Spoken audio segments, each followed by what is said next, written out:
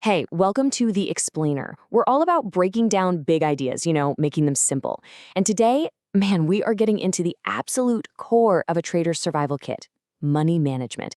So, let's just kick things off with a pretty provocative question.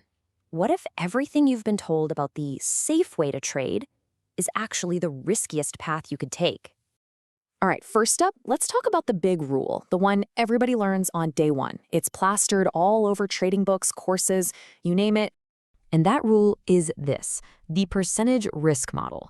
It's considered, the gold standard for being a disciplined trader. The whole idea is simple. Keep your risk tied directly to how much money you have. So what does that actually mean? Well, the core idea is that your risk, it compounds automatically. Your account grows, you risk more dollars. It shrinks, you risk fewer. Sounds totally logical, right? I mean, what could go wrong? Okay, so now let's throw a wrench in the works. Let's introduce a challenger to this old rule. We're gonna meet two traders. They're starting with the exact same amount of cash, but their philosophies on risk, well, that's gonna send them down two completely different roads.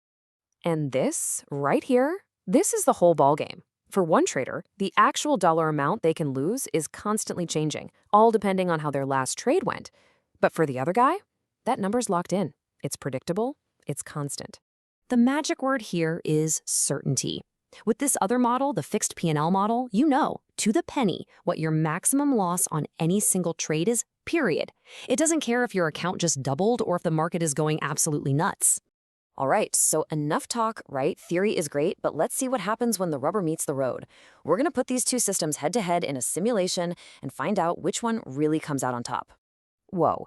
Okay, so even in just a simple winning streak, the difference is, it's absolutely stunning. Look at that. The Fixed-PnL trader, because their dollar loss is capped, they can actually afford to take much bigger positions as their account grows. This just supercharges their wins, while their actual risk never changes. And the result, it's not even close. They blow the other trader out of the water. But hang on. We all know trading in the real world isn't just one long winning streak, right? So what happens when things get messy, when the market inevitably turns against you? And wow, the long-term results speak for themselves. After 50 trades with all the ups and downs, the Fixed-PnL trader's account is more than double the size. But here's the really mind-blowing part. They were profitable in every single 10 trade block, even the ones where they had more losing trades than winning ones. Think about that. You see, this exposes the hidden trap in that percentage model. It sounds so good that your wins get bigger, but it is a classic double-edged sword. That R, your unit of risk, it grows. And that means your dollar losses also get bigger, right after you've had a nice winning streak, when your account is at its absolute peak. Okay, so let's really dig into the scary part, the drawdown. How much damage does a string of losses actually do to each trader's account? This is the ultimate test of survival.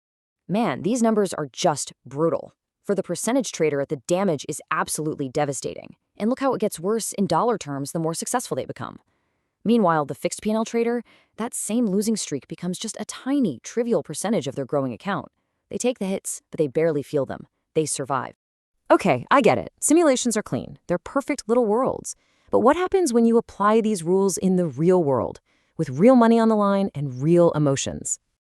Yeah, this is where we leave the spreadsheets behind and look at documented real-world performance. A trader starts with a tiny account, just $10, and an even tinier risk limit, $1 max loss per day. So what was the return? 13,890%. No, that is not a typo, in just 22 days. And here it is, the proof. Now, I know the details on the statement might be a bit small, but the big picture is crystal clear. This isn't a simulation, this is a real account. It went from $10 to almost $1,400. And just look at that curve. It's a smooth, controlled climb. No terrifying drops. This is a perfect real-world validation of everything we saw in the simulation. Okay, so let's get to the why. Why does this system, which kind of goes against the grain, win so decisively? What's really going on under the hood that makes it so powerful? It really boils down to two things: survival and psychology.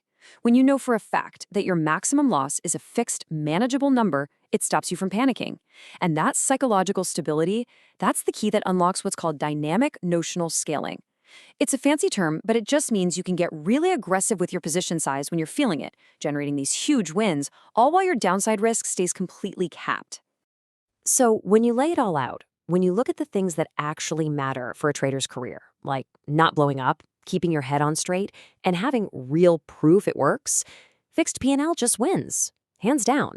It's a system built for the absolute chaos of real markets, not the neat and tidy columns of a spreadsheet. So I guess the final takeaway is this. Maybe the real key to winning isn't just about managing percentages on a screen. Maybe, just maybe, it's about managing real fixed dollars. And, probably most important of all, managing your own head. The real question is, which system is actually built to help you do